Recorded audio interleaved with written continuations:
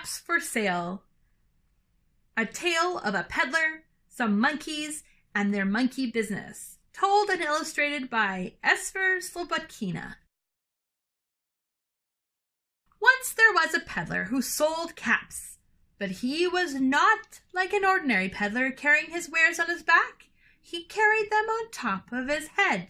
First he had on his own checked cap, then a bunch of gray caps, then a bunch of brown caps, and then a bunch of blue caps. On the very top, a bunch of red caps. He walked up and down the street, holding himself very straight so as not to upset his caps. And as he went along, he called, "Caps! Caps for sale! 50 cents a cap!" And one morning, he couldn't sell any caps.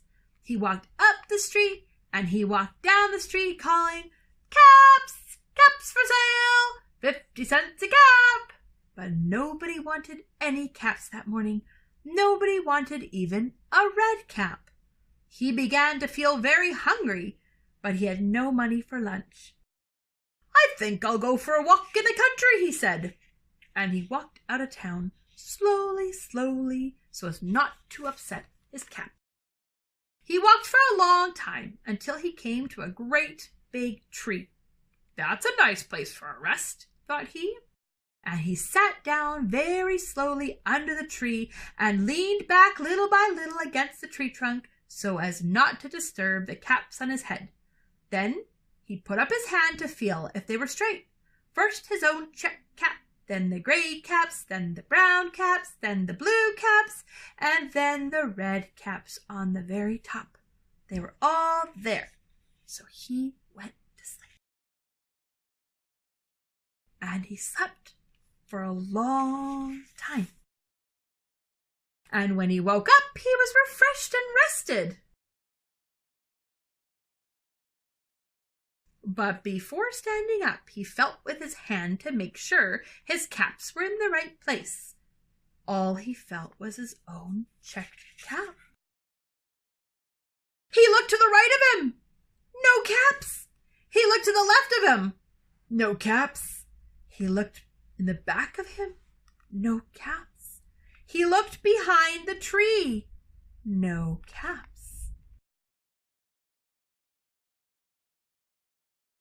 And then he looked up into the tree, and what do you think he saw?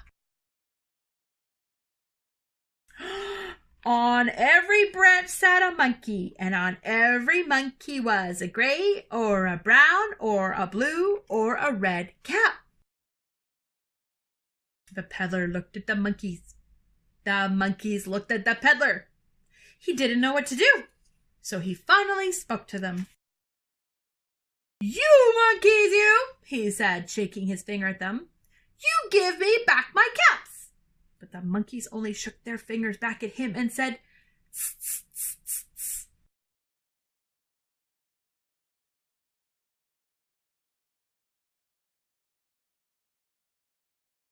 This made the peddler angry, so he shook both his hands at them and said, "You monkeys, you give me back my caps." But the monkeys only shook both of their hands back at him and said, "Tss, tss, tss, tss, tss." Now he felt quite angry. He stamped his foot and he said, "You monkeys, you better give me back my caps." But the monkeys only stamped their feet back at him and said, "Tss, tss, tss, tss, tss."